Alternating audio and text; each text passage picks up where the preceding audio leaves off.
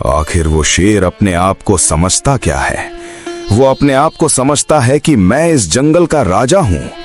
राजा होगा तू अपने घर में, अगर मैं चाहूँ तो तेरे परिवार सहित तेरा सर्वनाश कर दूंगा। महाराज, उस शेर ने हमारा दिन ब दिन जीना हराम कर रखा है।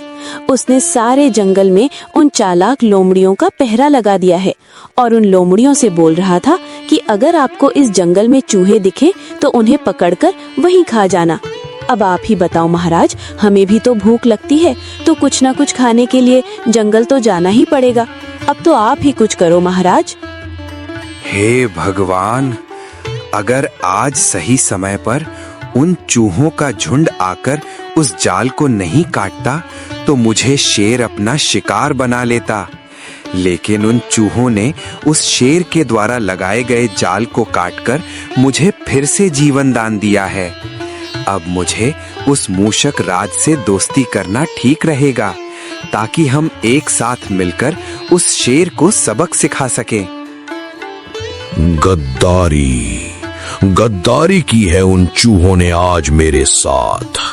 मैंने काफी प्रयास करने के बाद आज उस मूर्ख भेड़िए को पकड़कर जाल में बंद कर दिया था, लेकिन उन चूहों के झुंड ने जाल को काटकर मुझसे दुश्मनी मोल ली है। लोमड़ी, मैं ये जिम्मेदारी तेरे को दे रहा हूं। तुम सभी लोमड़ी मिलकर उन चूहों का खेल खत्म कर दो। अगर आज के बाद मुझे इस जंगल में एक भी चूहा दिखा तो मैं आपका खेल खत्म कर दूंगा।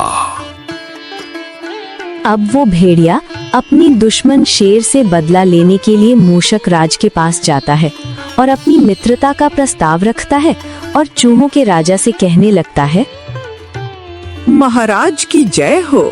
महाराज मूषक राज, मैं आपके पास मित्रता का प्रस्ताव लेकर आया हूँ। अगर आप मेरे प्रस्ताव को स्वीकार करेंगे तो मुझे बहुत खुशी मिलेगी। क्यों भेड़िए भाई, आपको किस बात की खुशी होगी हमसे मित्रता करके? हमको बताने का कष्ट करो। और आपके मुख्य मंडल पर चिंता और खुशी दोनों की रेखा स्पष्ट दिखाई दे रही है। इसका कारण हमें समझाओ। महाराज, आपके पहले प्रश्न का उत्तर तो ये है, आपसे मित्रता करके हम उस शेर से अपने अपमान का बदला ले सकते हैं। और खुशी और चिंता?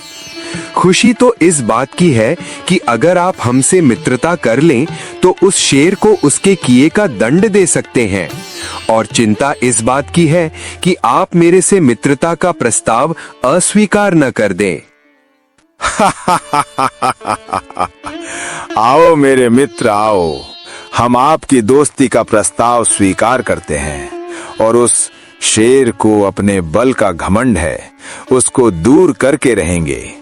अगर उसका घमंड दूर नहीं किया तो मेरा नाम भी मुश्क राज नहीं है।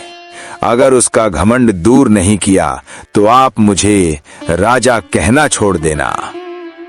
महाराज, अगर आपकी सेना उस दिन वहां पर सही समय नहीं पहुंचती तो आज मैं शायद जीवित ना रहता। मैं आपकी सेना को धन्यवाद देना चाहता हूं और इसका हमेशा आभारी रहूंगा। अरे भेड़िए भाई, आप कैसी बातें कर रहे हो? अगर हम एक दूसरे के काम नहीं आएंगे तो फिर किसके काम आएंगे? देखो, ये तो संकट है और ये किसी पर भी आ सकता है। इसलिए हमको एक दूसरे की सहायता करने का धर्म बनता है।